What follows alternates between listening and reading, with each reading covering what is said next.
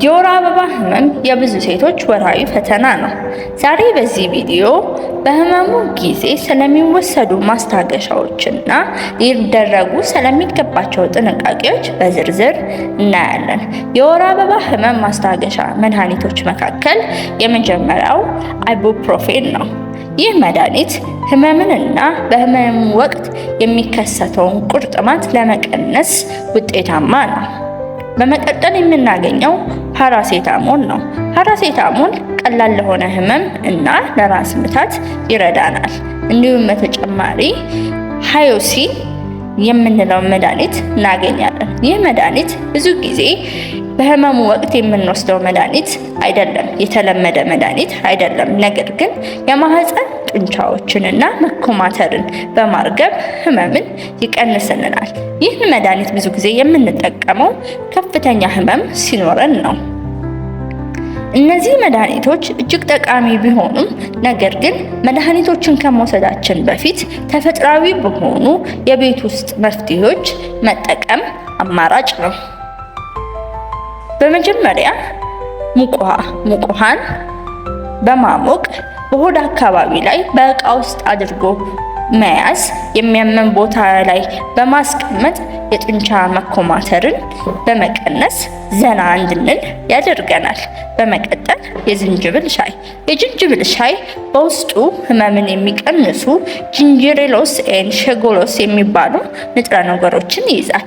ይህም ደግሞ እንደ አንቲ ኢንፍላማቶሪ እና አንቲስፓዝሞቲክ ኤጀንቶች ያገለግላል።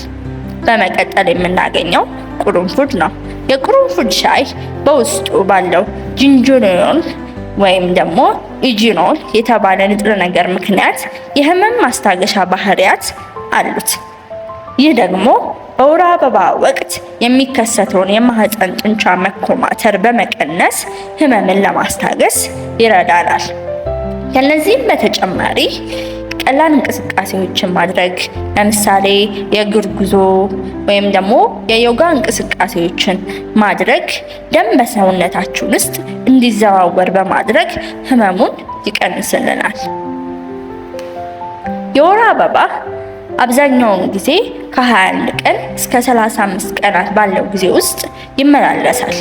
በእነዚህም ጊዜ የንጽህና መጠበቂያዎችን ወይም ሳኒተሪ ፓዶችን በየ4 ወይንም በየ6 ሰዓቱ መቀየር ለጤናችን እጅግ አስፈላጊ ነው።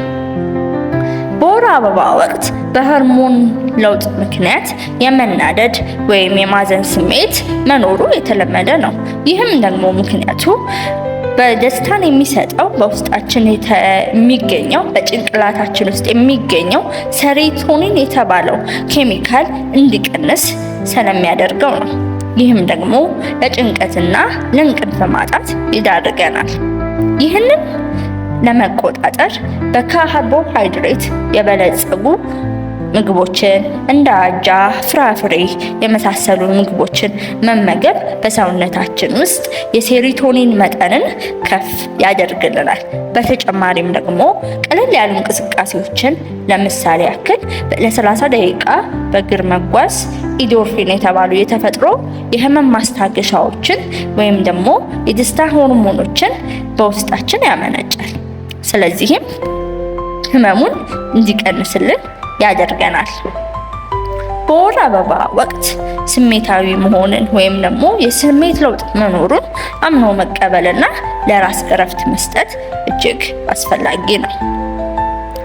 እነዚህ ነገሮችን ሁሉ አድርገን ነገር ግን መድኃኒት ወስደንም ሁሉንም አይነት ነገሮች ሞክረን ህመሙ የማይሻሻልና ከፍተኛ የሆነ ህመም ካለን ከ7 ቀን በላይ የሚቆይ የደም መፍሰስ ካለ በጣም ትልልቅ የሆኑ የደም ክሎቶች የምናይ ከሆነ እነዚህ ነገሮች ሲከሰቱ በአቅራቢያችን ወደሚገኙ ጤና ተቋማት በመሄድ መታየት እጅግ አስፈላጊ ነው። እንደዚህ አይነት ሌሎች ጠቃሚ መረጃዎች እንዲደርሳችሁ ላይክ፣ ሼር፣ ሰብስክራይብ በማድረግ የደወል ምልክቷን